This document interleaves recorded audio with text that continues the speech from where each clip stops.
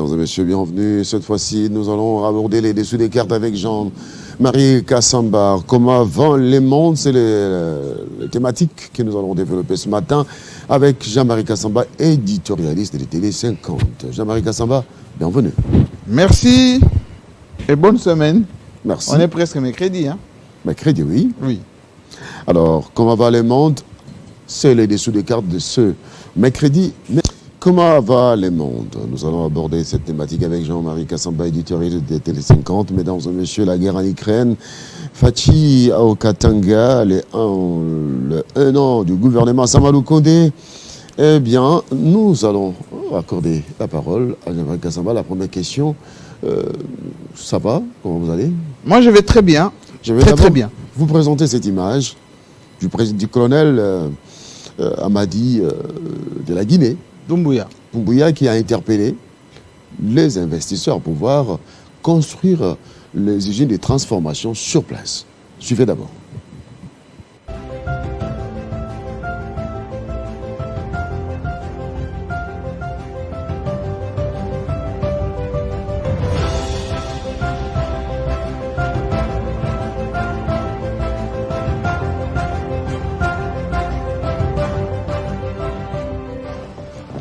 Vous êtes venu en Guinée pour investir afin d'obtenir un meilleur rendement pour vos capitaux. Ces investissements devraient faire non pas au détriment de la Guinée, mais également à son profit. C'est cela la coopération gagnant-gagnant. Nous avons mis en place plusieurs mesures incitatives pour un climat d'affaires garantissant un retour d'investissement élevé. Cependant, force est de constater que des attentes ne sont pas comblées du côté de nos populations. Et le gouvernement en est conscient. Cela ne peut pas continuer. Vous avez signé bien sûr des conventions d'établissement avec le gouvernement guinéen. Ces conventions contiennent de part et d'autre des engagements et des obligations. Un engagement ou une obligation non tenue est une cause de nullité de la convention. Il en est aussi du processus de transformation de nos matières premières que vous exploitez.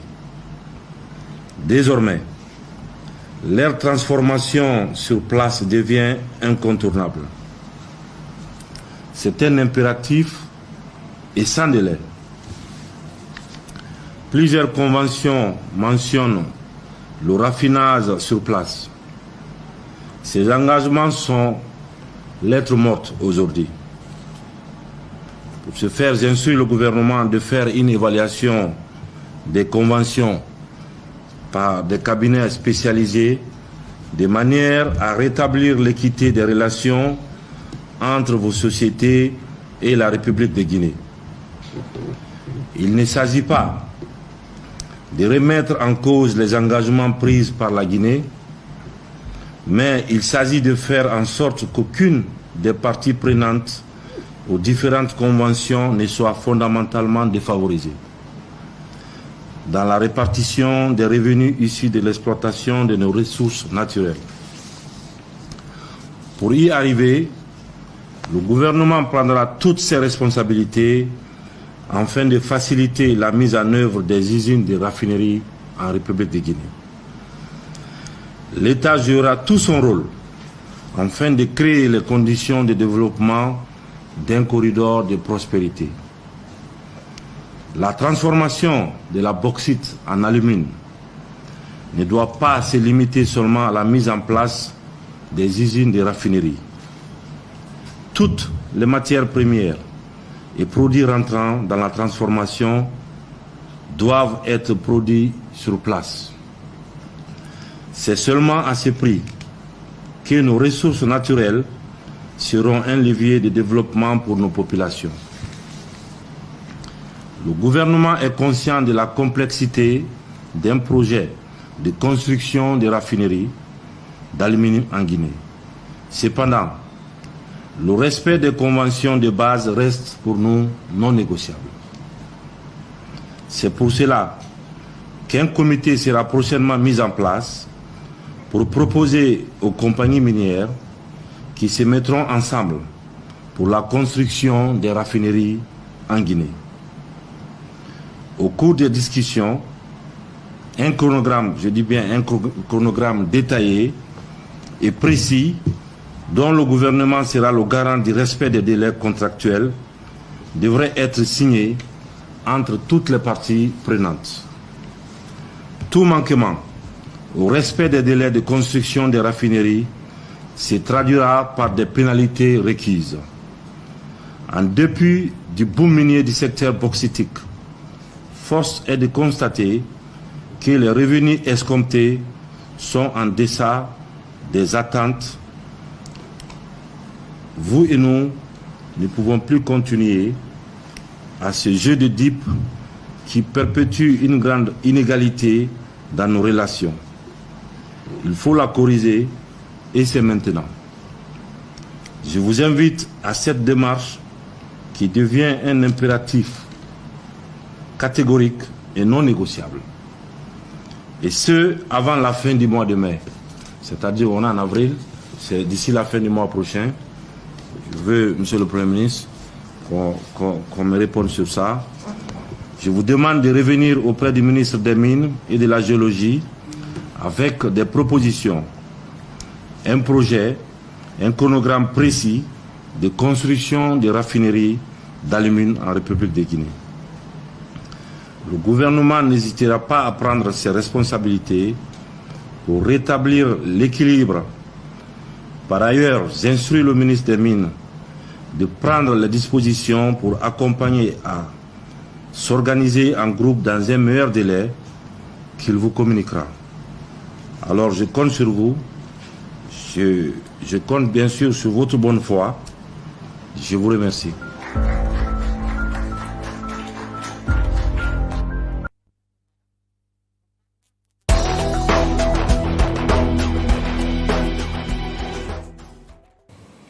Alors, de retour, Jean-Marie Kassamba, votre réaction après avoir suivi cette image?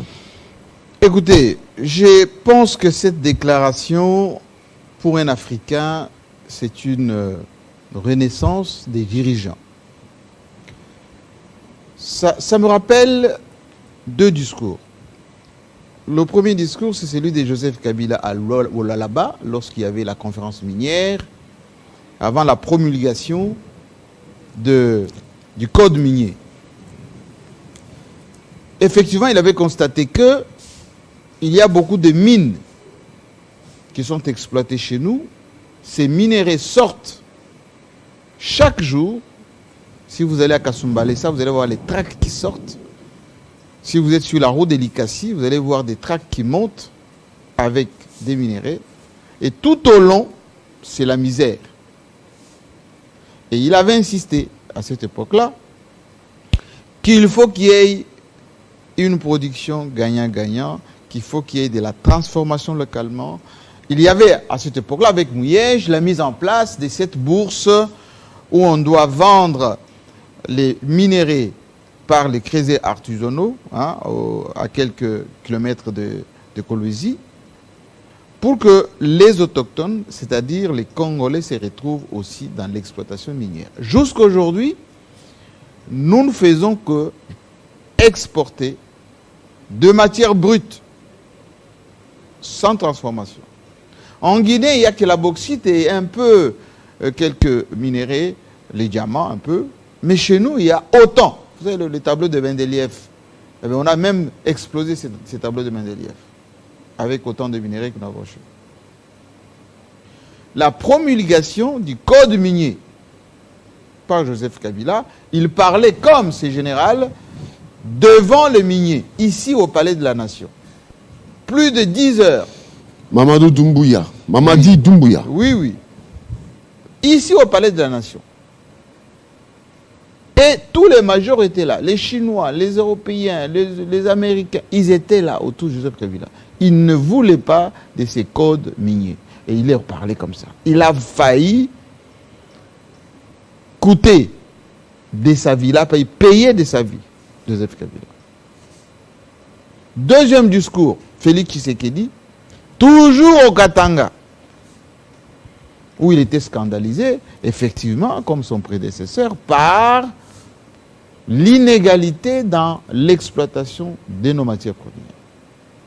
Mais il faut que chez nous, qu'on passe aussi, au-delà du discours, à la prise des décisions, comme ces générales, qui est des forces spéciales, qui n'a pas fait des grandes études, qui vient à peine d'arriver, je signale qu'il n'a même pas encore 1 an.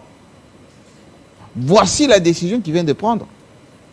La Guinée, c'est comme la RDC. En 1959, lorsque Sékou Touré refuse de continuer à rester dans le giron français, De Gaulle avait décidé de punir la Guinée.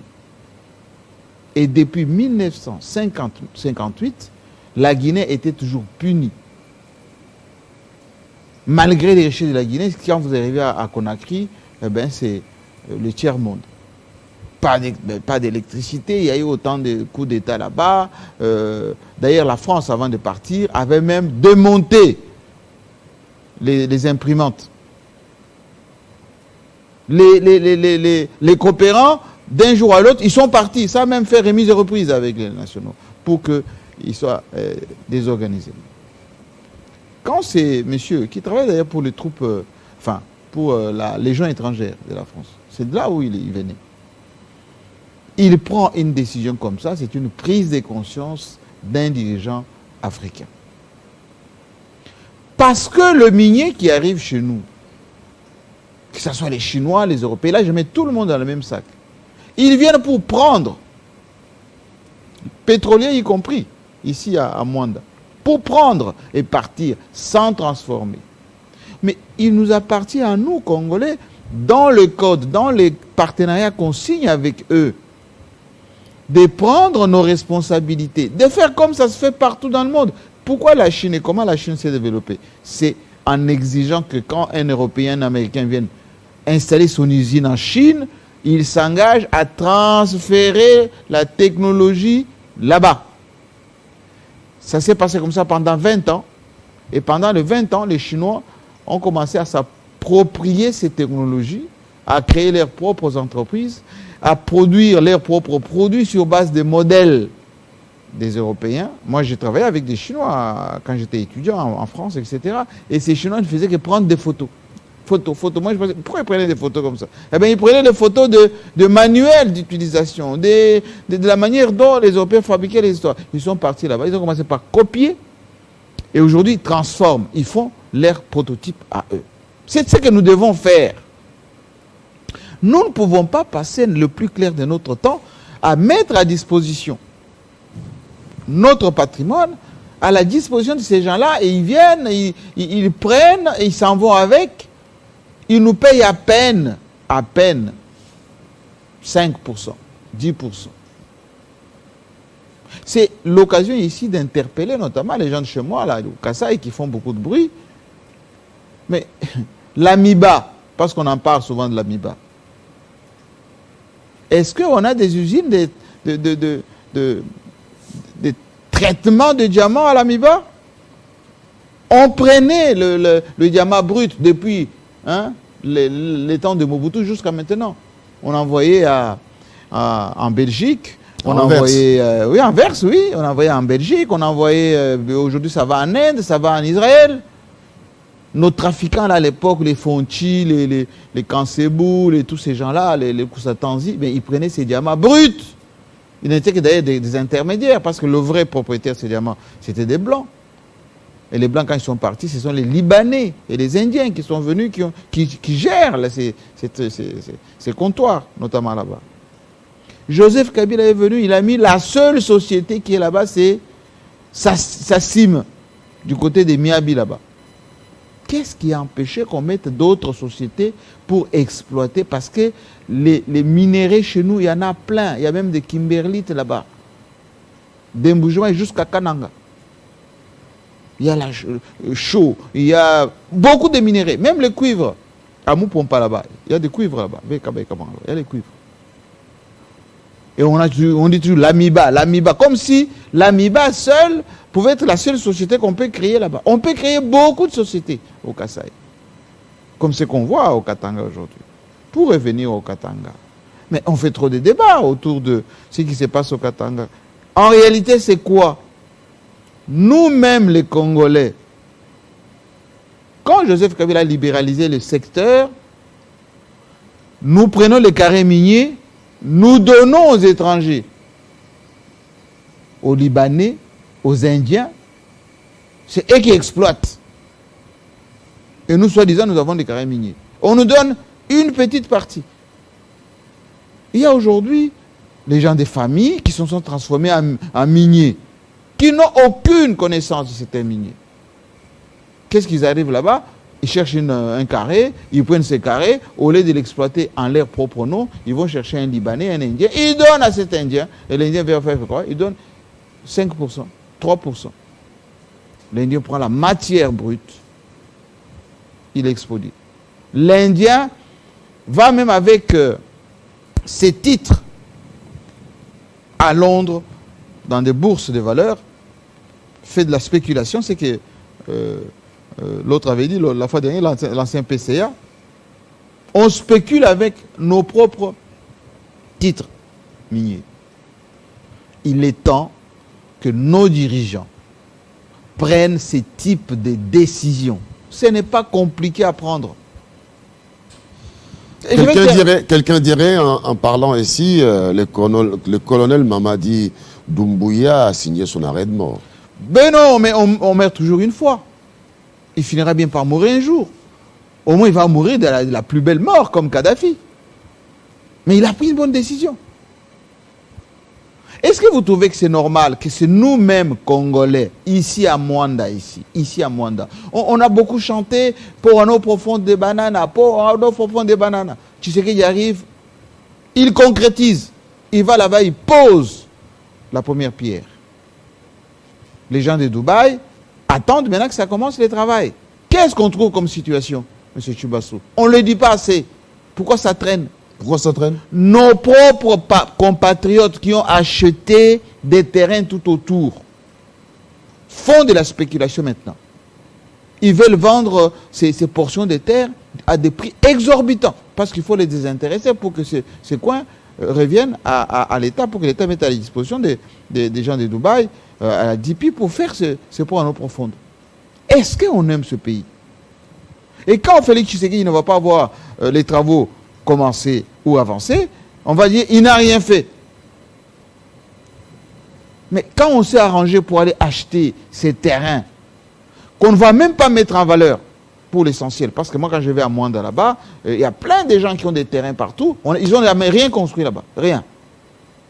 Ah, c'est mon terrain, rien construit. Si vous allez à Maluku ici, plein de terrains, pas construits.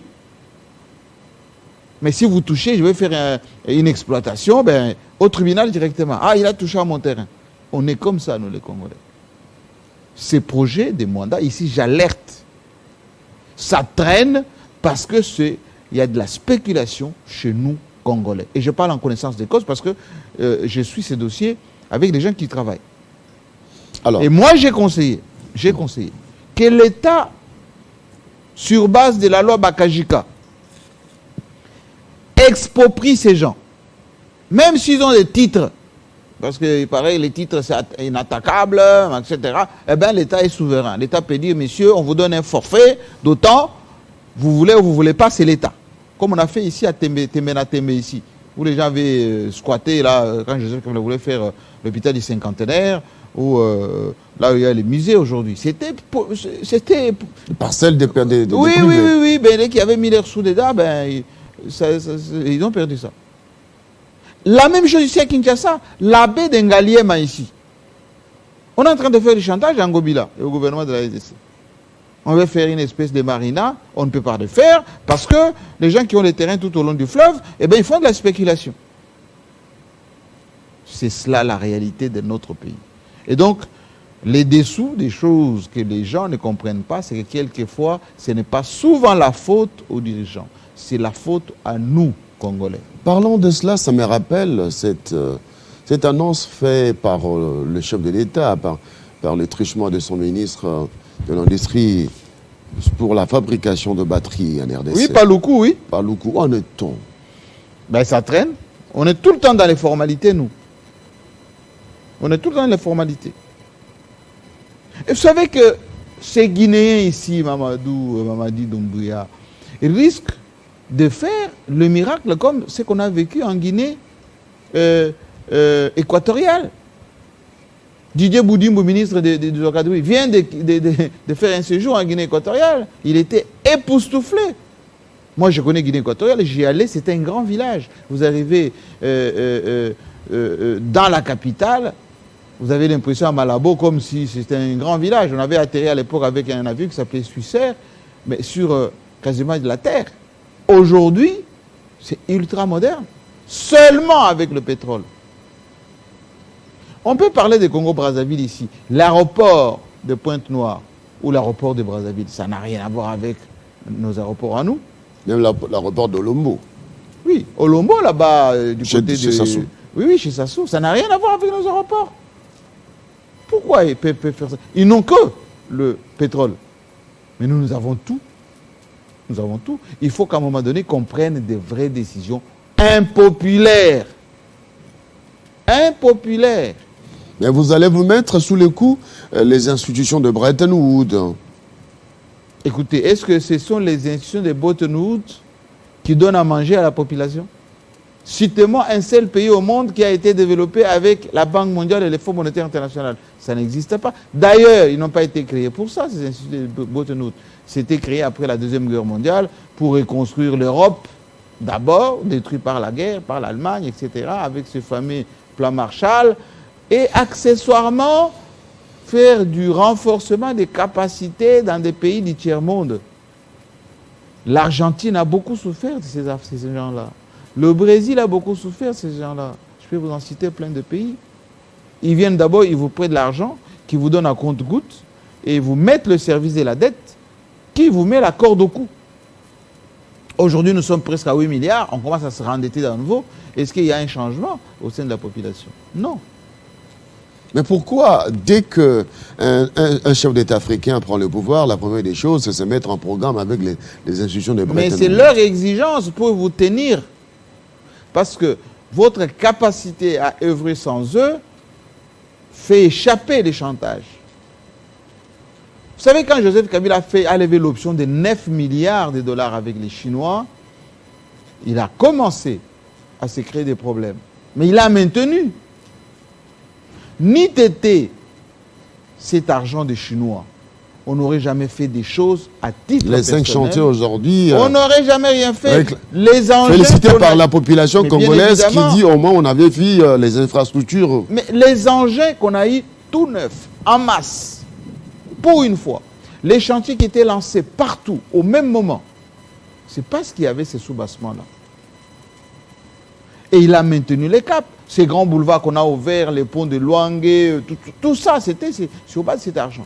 Si on n'avait pas, levé cette option-là, rien. Quand vous allez en Angola, les Angolais ont fait parce qu'ils ont levé cette option-là. Gagnant-gagnant avec les Chinois. Mais vous avez vu la guerre qu'il a eue, Joseph Kabila. D'abord, Fonds monétaire avec Dominique Strauss-Kahn, jusqu'à ce qu'on a réduit à 6 milliards. C'est là Mouzito, Premier ministre. Allez, on a pu effacer via le PPTE cette dette-là qu'on commence maintenant à revoir à nouveau. Mais de 2010 à 2015, la RDC était en autonomie. Matata Mpogno, financé sur fonds propres, Congo Airways, Transco, bâtiments intelligents, beaucoup d'investissements, esprit de vie, tout ce que vous avez vu ici, c'est sur fonds propres, et y compris Chibala avec les élections de 2018, sur fonds propres. Aujourd'hui, impossible de faire cela. Impossible. Pourquoi?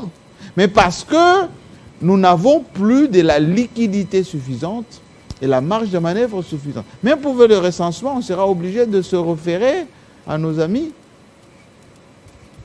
Ben, on dit la main qui donne, c'est la main qui dirige. Toujours, la main qui donne, elle va vous dire, voilà, vous faites plutôt ça que ça. Et d'ailleurs, quand vous êtes avec ces gens-là, ils vont maintenant vous regarder tout ce que vous avez comme patrimoine. ITIE, vous savez qu'est-ce qu'on appelle ITIE? Ils vont regarder tous vos contrats. Vous avez signé un contrat avec tel, bon, on regarde dedans, ça rapporte combien, est-ce que vous avez payé? Non, non, non, bon, ça se passe pas très bien, bon, pour le moment, on stoppe. ITIE, c'est ça, ITIE. Ça, c'est Déclarer ce que vous avez. c'est être sous tutelle, ça. Absolument, et c'est le sous-tutelle qu'ils veulent. Est-ce que la Russie, on en parlera tout à l'heure, est sous tutelle? Non. Mais en Russie, il y a aussi les minéraux. Il y a le diamant, il y a le cobalt, beaucoup de minéraux. Pétrole. Y compris le pétrole et le gaz. Regardez ce que la Russie est en train de faire. Elle a obligé que les Européens payent en roubles. Ils sont en train de payer. Depuis hier, la Russie a coupé la livraison à la Pologne, à la Moldavie. Ils sont en train de pleurer. C'est ça qu'on devait faire. Et pendant ces temps, nous, on est en train de nous chamailler entre nous sommes d'ici, vous ne venez pas chez nous. C'est de la distraction, monsieur Tubasso. C'est la distraction. Quand vous allez au Katanga, et le chef d'État va y aller tout à l'heure,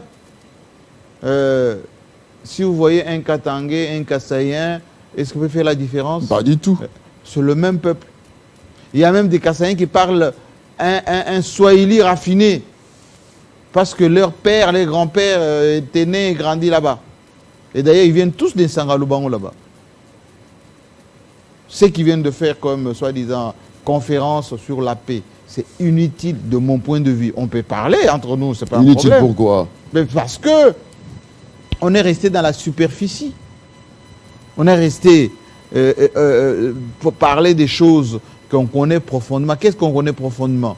Les sous-développements, ce n'est pas Kassaïen, ce n'est pas Katangais. Il est général, le sous-développement.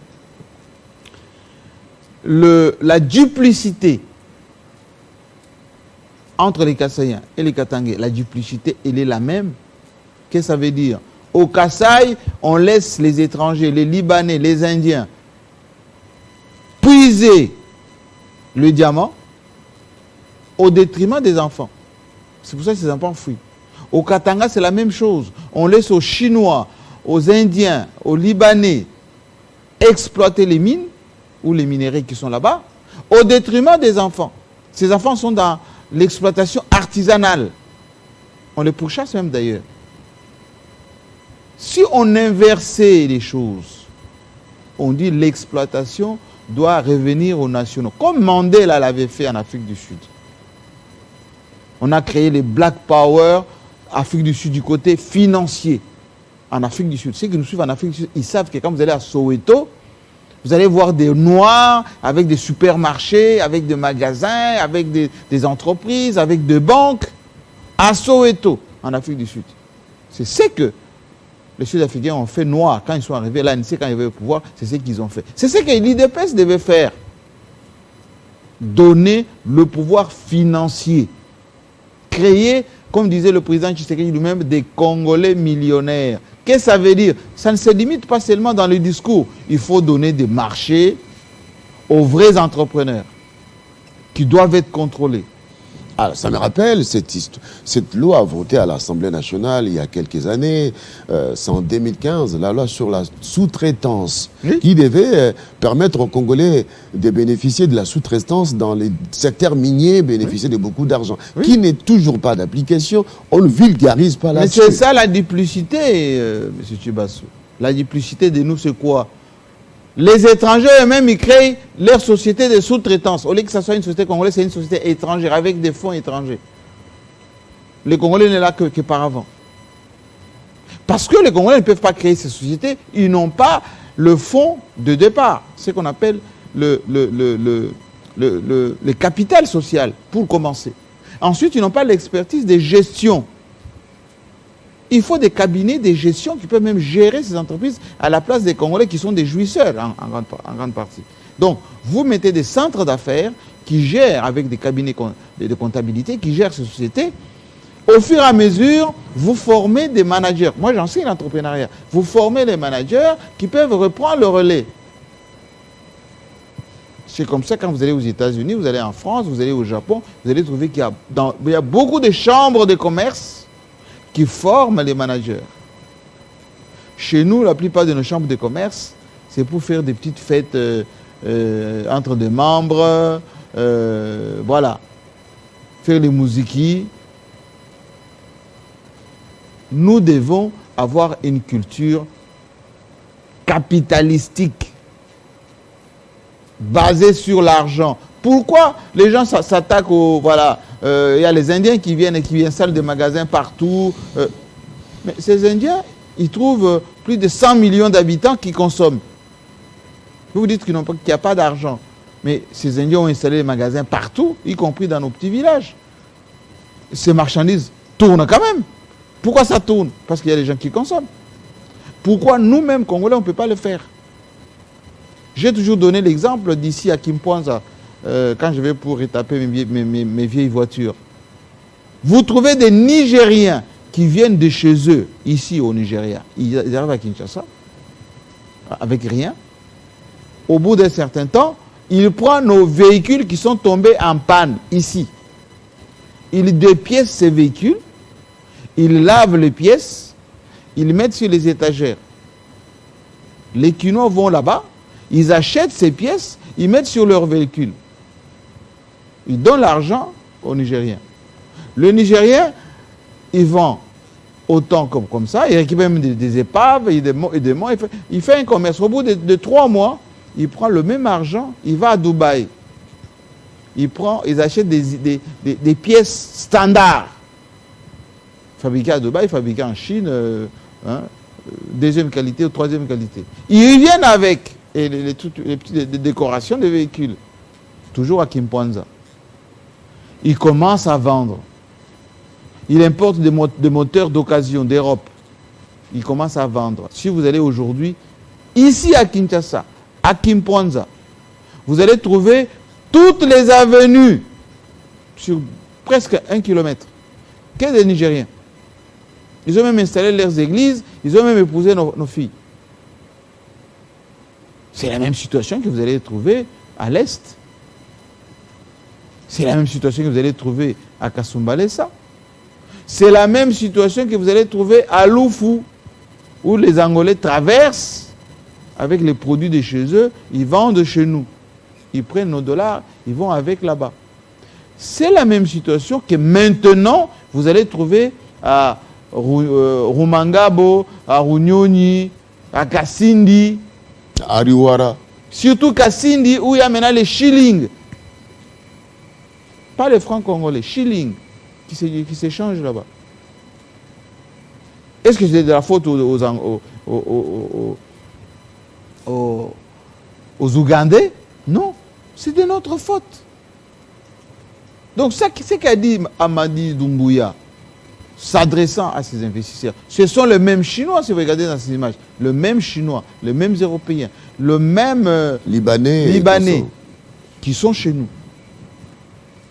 Et regardez dans la ville ici de Kinshasa, la plupart des immeubles que vous voyez, ça n'appartient pas aux Congolais, ça appartient aux Indiens.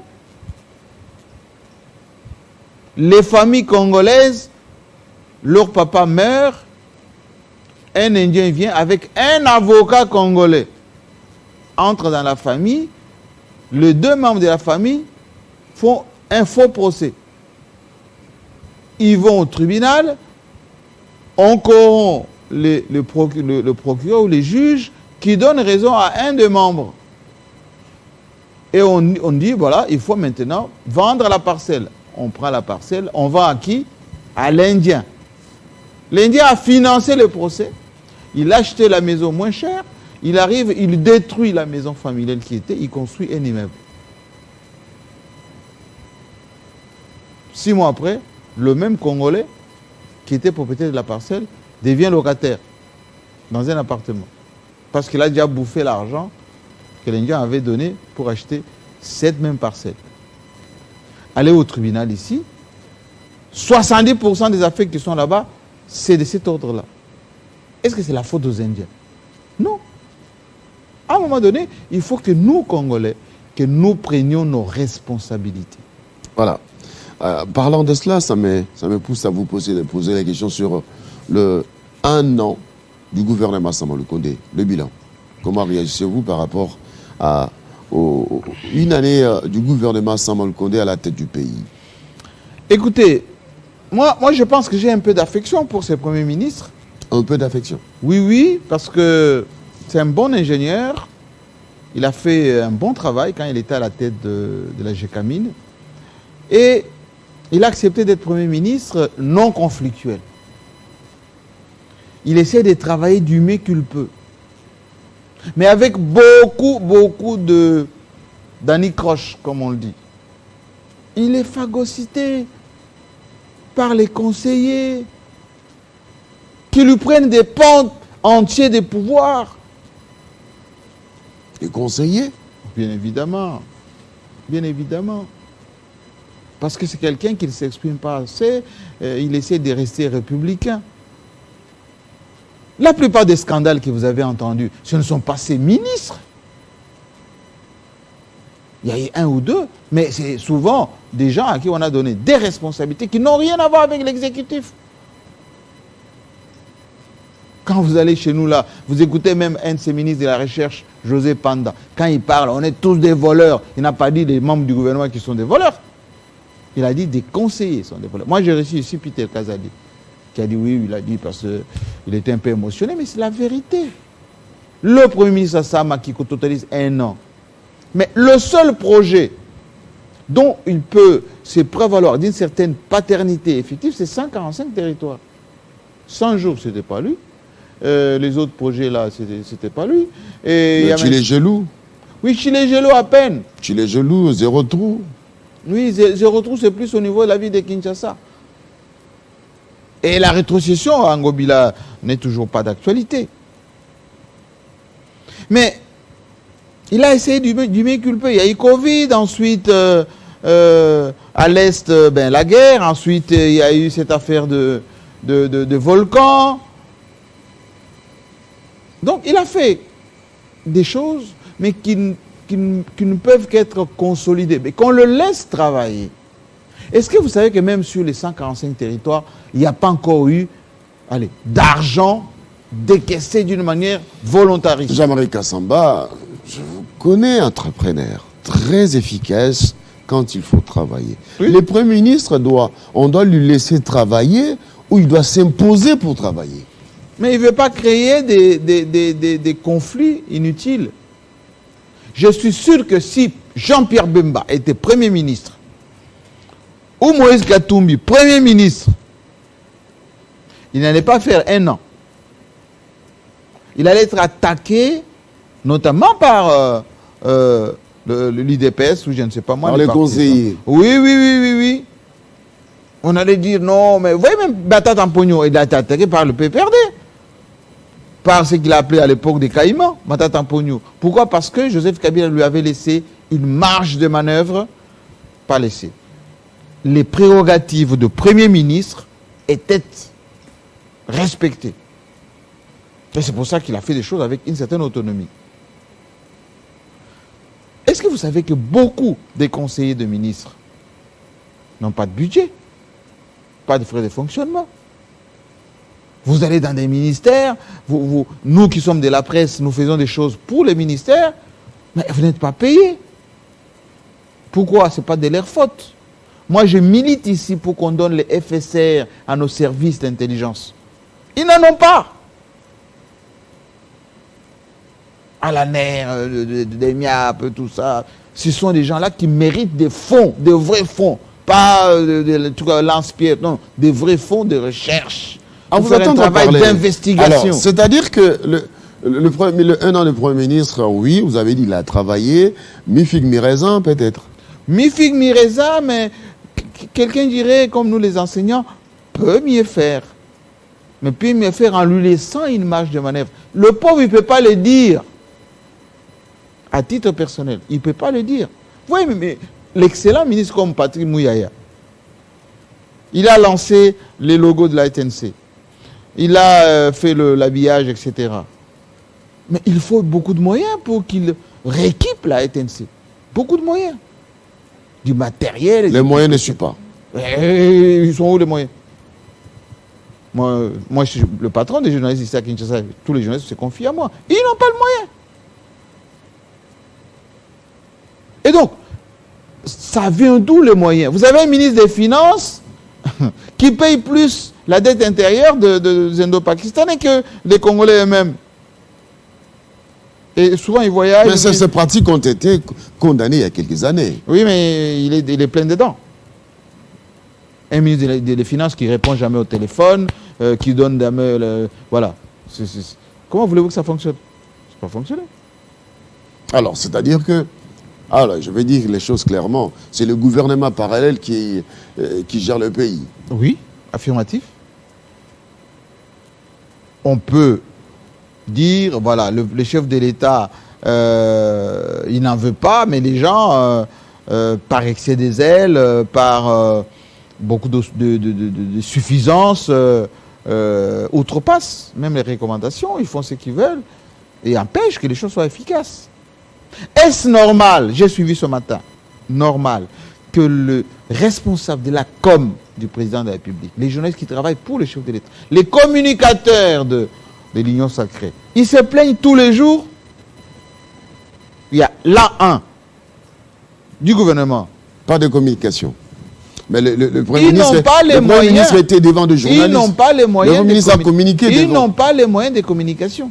Lui-même, le Premier ministre a communiqué. Oui, mais il a donné une interview, mais maintenant cette interview, il va la décrypter. Nous, on va essayer de faire patriotiquement, comme on est toujours en train de le faire, parce que moi, je l'aime bien, le Premier ministre.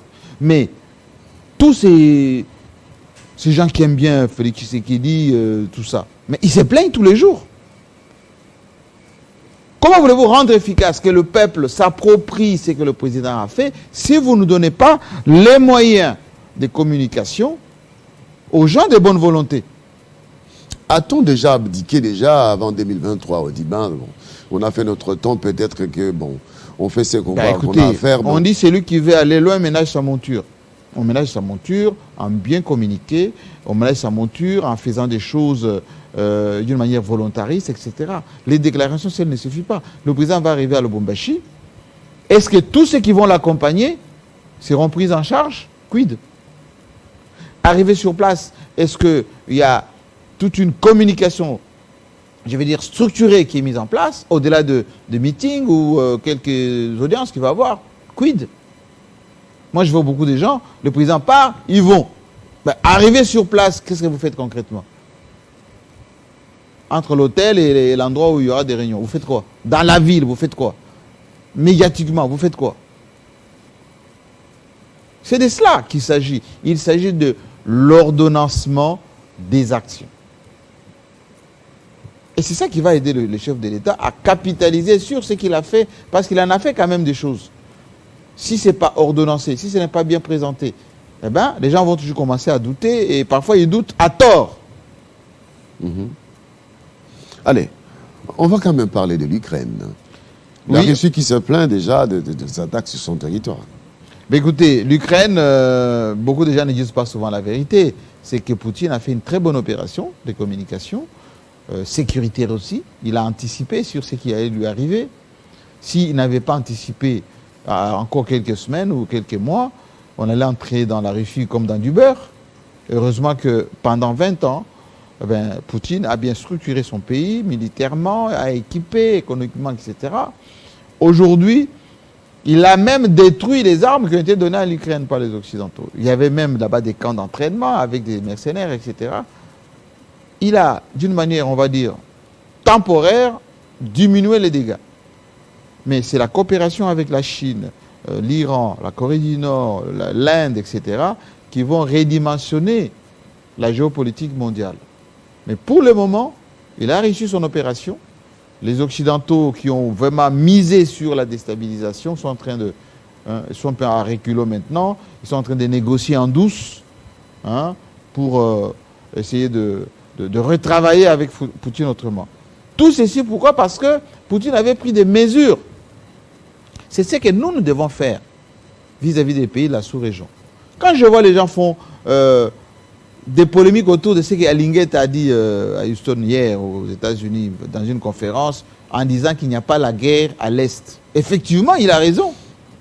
À l'Est, ce sont les multinationales, les Rwandais, l'Ouganda, accessoirement les Burundi, qui nous harcèlent avec des opérations de terrorisme d'État parfois. Ils ont des supplétifs là-bas, les groupes armés, qui viennent la nuit, qui tuent la population, qui attaquent les positions des FARDC, mais il n'y a pas de front. Une guerre, il y a le front, c'est d'en face, et vous êtes ici, où chacun prend des positions des autres. Non, c'est pas ça. Ici, nous sommes dans une guerre asymétrique. Asymétrique, et on utilise souvent des civils. Ces groupes armés ne sont pas bien tenus, structurés avec les moyens de communication, non. Et quand Alinguet dit qu'il n'y a pas la guerre, il n'y a pas la guerre. Il y a des actions de sabotage, d'harcèlement, du banditisme armé. Et c'est pas ça qui doit empêcher des gens qui peuvent venir investir chez nous. Est-ce le rôle d'un inspecteur de finances de pouvoir aller communiquer sur la situation? Question très importante. Il appartient à chaque Congolais, je dis bien à chaque Congolais. Ce que nous sommes en train de faire, c'est pour rassurer les gens. Tout citoyen a le devoir de parler du bien de son pays. Au lieu d'aller parler que du mal, insulter vos institutions, dites du bien de votre pays. Dites que chez moi aussi, on peut venir. Et lui, d'ailleurs, c'est le seul aujourd'hui qui essaie d'assainir le climat avec ce qu'il fait comme travail. Sur le plan des mentalités, sur le plan des gens qui ont la cupidité, ces prédateurs sans nom. Mais il fait un travail formidable, ce monsieur. Et il a effectivement la bonne casquette pour dire le travail d'assainissement que nous sommes en train de faire, ça produit des résultats, vous pouvez venir travailler chez nous. Donc, légitimement, il peut le faire. Il peut le faire. Il l'a fait, mais ça a été très mal perçu dans le Mais parce que public. les gens, ils ne comprennent rien. Ils ne comprennent rien. Oui, ils ne comprennent rien, c'est qu'ils lui jettent la pierre, ils n'ont rien compris à la culture du lobbying, du marketing politique, de la communication positive, ils n'ont rien compris. D'ailleurs, ceux qui devaient faire ce travail, nos ambassadeurs, nos ministres, souvent quand ils se déplacent, ils se cachent dans les hôtels. Hein, ils vont faire des combattants. Ils vont faire des emplettes, et puis ils reviennent ici avec des church, des crocos et des montres pour nous montrer les cravates au lieu d'aller parler de la RDC. Lui, il est parti en safari pour parler de la RDC et dire de bonnes choses. Voilà. C'est un monsieur formidable, Jules Alinguet. Ok, Jean-Marie Kassamba, nous allons bientôt chuter, mais nous annonçons que le président de la République va bientôt atterrir à Lubumbashi. La cohabitation pacifique est à l'ordre du jour. Oui, il faut bien l'accueillir, hein, notre président. Il est chez lui, il est de Saint-Alban aussi, hein, Félix Tshisekedi. Le travail que les notables de province ou l'espace Katangé, l'espace Kassaïen ont pu faire, ça c'est un travail, on va dire, superficiel. Je le dis encore. Pourquoi? Parce que le vrai travail, il est économique. Le vrai travail, il est social. Ces gouverneurs, ces élus, ces ministres, bon, nous de la presse, on n'a pas été associés, c'est pas grave, mais nous disons, nous avons les médias qui arrivent jusque là-bas, donc c'est l'essentiel déjà. Et donc, ils doivent d'abord développer. Est-ce que vous m'expliquez que pour quitter les Katanga, pour aller au Kasaï, il y a seulement les chemins de fer? Pas les routes Mais il y a seulement les chemins de fer. Qui vous empêche de développer les routes entre les Katanga et les Kasaï? Les routes. Il n'y a pas de fleuve là-bas. Pas du moins. Mais il n'y a pas d'océan, il faut un grand pont, etc. Et pourtant, le Kasaï, c'est le centre. Donc, les routes qui partent du Katanga... Obligé à s'éminer... Nord-Kivu, de la province orientale... Obligé à s'éminer... va créer l'interconnexion des provinces. Mais Mouyej, il a bien fait ça. La plupart des routes que vous voyez, notamment au là-bas, ce sont des routes demandées aux miniers. Voilà. Si vous voulez, voilà, vous prenez ces carrés miniers, faites-nous la route entre là et là. Ils font la route. Que c'est du Kasaï, Central, Chikapa, Mbujima, qui disent à l'air minier, Katangé, allez, faites-nous des routes. Pour évacuer, par exemple, vos minéraux, au lieu d'aller vers la Zambie, évacuer vers Bas-Congo, par exemple. Ça peut faire partie de solutions économiques. Oui, des solutions économiques. Et ces jeunes gens vont trouver du travail. D'abord, tout le long de ces routes, l'activité puis, il y a économique va se créer. dans ce qu'on appelle le contrat, le nouveau code minier, il y a une obligation maintenant de développer la proximité, si vous voulez bien, les territoires dans lesquels vous avez installé votre usine. Ça commence à produire un peu de résultats au Katanga là-bas. Il faut que ça soit répertorié dans tous les coins. Avec la rétrocession payée aux entités Territoriales. décentralisées. Oui, absolument. C'est sur ça qu'il faut travailler. Et puis que les politiciens arrêtent de manipuler les jeunes gens avec des discours souvent fanatiques pour rien. Félix Tshisekedi, il est président de tous les Congolais, pas des Kassaïens. Il est président de tous les Congolais. Moi je ne comprends toujours pas pourquoi les Kassaïens s'approprient Félix Tshisekedi. Je ne comprends pas. Oh, c'est notre président, c'est notre pouvoir. Non, il est président de tous les Congolais. Même s'il vient de chez moi là-bas, à Kabeka, Mouangamou, Pompa là-bas, il est aussitôt élu. Il a prêté serment président de la République démocratique du Congo pour protéger tous les Congolais. Il n'a pas dit je suis président de Balouba, de Kassai. Non, il n'a pas dit ça. Et d'ailleurs, heureusement pour lui, il se comporte comme président de tous les Congolais. Alors, c'est important qu'il se déplace? Oui, c'est important. Pour aller valider, je pense qu'il va leur dire des choses on ne peut plus simplement, les mieux vivre ensemble, etc. Et d'ailleurs, les Katangais même qui disent que bon, on est venu prendre des choses chez nous, quand vous êtes aux encablures de Lubumbashi, dans les villages, etc., c'est pas aussi autant développé que ça. Très bien. Voilà. Jean-Marie Kassamba, merci. Merci à vous et bonne semaine. Merci. Mesdames et messieurs, on libère Jean-Marie Kassamba et on marque une petite pause. La suite, c'est dans quelques instants.